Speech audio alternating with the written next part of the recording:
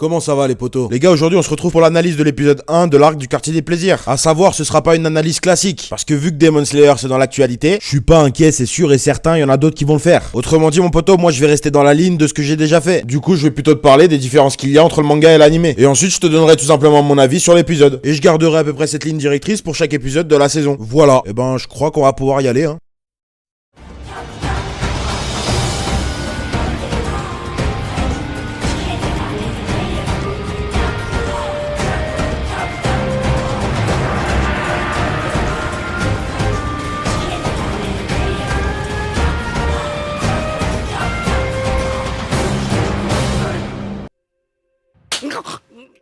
Bon les potos, tu l'as compris, cet épisode 1 sert de transition entre l'arc du train de l'infini et l'arc du quartier des plaisirs. Et concrètement, il couvre les chapitres 67, 68 et 69 du manga. Et je préfère te le dire tout de suite, je suis un petit peu énervé. Non pas par la qualité de l'épisode en lui-même, mais parce qu'ils se sont permis de spoiler un truc, en plus de manière absolument pas subtile. Mais vas-y, on y reviendra plus tard dans la deuxième partie. En attendant, et comme je te l'ai dit avant, on va voir ce qui est différent dans le manga. Parce que mine de rien, il y a quand même pas mal de petites choses qui sont pas forcément super importantes, mais qui sont intéressantes à savoir. Et on va commencer par parler de Senjuro, qui est, pour ceux qui ont pas suivi, le petit frère de Kyojuro. Et pour le coup, c'est pas que ça a été changé. C'est juste que selon moi ça a été amené d'une manière différente. Du coup regardez cette image. Tu sais que je te dis toujours la vérité. À ma première lecture du manga, et ben bizarrement je pensais que c'était Kyojuro avec son corbeau. Et ben pas du tout. Du coup c'est très clair dans l'animé, c'est Senjuro qui apprend la nouvelle concernant son frère. Après ça on voit Oyakata-sama réagir sur ce que Tanjiro a dit à Akaza. Et bien ce passage il n'existe pas du tout dans le manga. Et pour le coup c'est un plus de l'avoir ajouté. Parce que Oyakata nous fait sentir l'impact que Kyojuro a eu sur nos trois héros. Et par conséquent sur l'armée des pourfendeurs. Ensuite vient le moment où on voit la vie actuelle de Muzan. Oui parce que franchement mon poteau, quand tu le vois marcher comme un zombie, avec la musique derrière, tu comprends quasiment directement que c'est Muzan. Bon, bah en fait je trouve que pour le coup c'est pas super clair dans l'animé. On pourrait notamment penser qu'il a pris la place de l'enfant de la famille dans laquelle il est. Surtout quand on voit les photos accrochées au mur qui ne sont pas présentes dans le manga. Mais en fait la famille l'a tout simplement recueilli. Et on peut facilement comprendre que Muzan a cherché volontairement à se rapprocher de cette famille, dans l'idée de profiter de l'entreprise de l'homme, sa fondation étant à l'origine de recherche médicale. C'est plus ou moins confirmé lorsqu'Akaza lui parle des licorices bleus. Cette famille peut lui apporter une solution à son problème de coup de soleil. Il y a déjà beaucoup de blabla là non? Ça va, t'arrives à suivre. Mais du coup pas le temps pour les blagues, on enchaîne. Accessoirement le passage où Zenitsu vole les brioches à Aoi, il l'est ajouté aussi. Dans le manga, c'est juste dit qu'il les a prises sans demander. Bon, c'est marrant, mais voilà quoi. Ensuite vient le moment où Tanjiro va au domaine Rengoku, avec le daron colère. Ah oui, il m'avait énervé lui, hein. Il parle trop mal de Kyojuro, hein. Bon, là encore, il y a 2-3 trucs qui sont différents. Je te passe les moments où les paroles sont légèrement différentes. Parce que mon poteau, le but, c'est pas que tu t'endormes. Et pour citer un exemple, dans l'animé, Tanjiro insulte Shinjuro de vieillard décrépit. Dans le manga, c'est vieux poivreau. Bon, en vrai, il y a 3 trucs qui m'intéressent. Déjà, dans le manga, Tanjiro dit à Senjuro que son frère est mort comme il a vécu avec honneur. Ensuite, une information donnée par l'auteur. La garde d'un sabre japonais s'appelle un Tsubo. Et la troisième chose, pourquoi Senjuro vous voit son père en fait?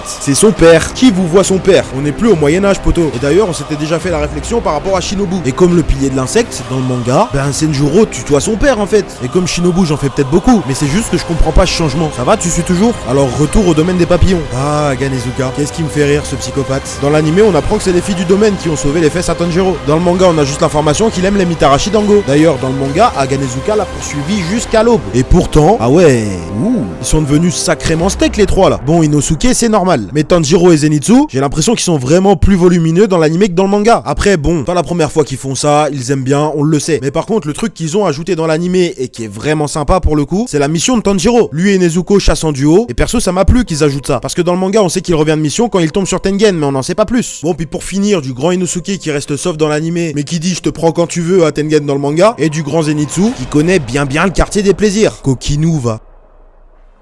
Bon, maintenant passons à ce que j'ai pensé de l'épisode en lui-même. Et franchement, bah j'ai plutôt bien aimé. Pour moi, c'est très bien qu'ils aient fait un épisode de 40 minutes, parce que sinon ils auraient bâclé la transition. J'avais pas non plus forcément envie de voir ça en 2 épisodes. J'avais hâte de voir le passage au domaine Rengoku, et je trouve qu'ils ont bien réussi à transmettre les émotions. D'ailleurs, le seiyuu de Shinjuro a fait carrément le taf. Perso, je vais pas te mentir, j'ai eu des frissons. Il y a juste une chose, et ça y est, c'est le moment où je vais râler en fait. Oulala, je suis colère. Non mais sérieux, pourquoi ils ont spoil comme ça dans l'ending? Je veux pas en dire trop, mais pour ceux qui connaissent la suite, c'est flagrant. Et franchement, même si tu connais pas la suite, poto, tu peux comprendre un truc trop important. Un truc important qui vient plus tard dans le manga et qui a été caché jusque là, notamment dans les teasers de la saison. Alors je me répète, mais pourquoi lâcher le spoil comme ça? Après c'est toi et ta curiosité mon poteau, mais si t'es only anime, moi je te conseille de sauter l'ending. Surtout que là on parle de quelque chose qui selon moi devrait arriver à peu près à la fin de l'épisode 4, voire pendant l'épisode 5. Voilà, sinon l'épisode était cool et l'arrivée de Tengen était cool. Du coup la suite, bah devrait être cool. Maintenant dis-moi ce que toi tu en as pensé mon poteau. Et si tu connais l'arc, dis-moi juste si t'avais vu ce spoil sans en dire trop s'il te plaît.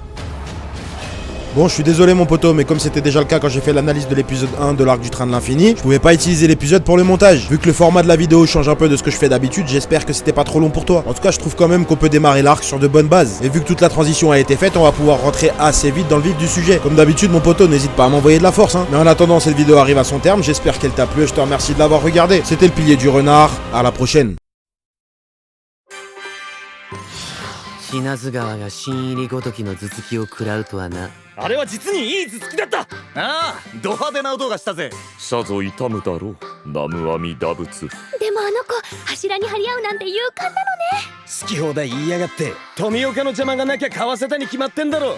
言い訳がましいな。皆さんお変わりないようで。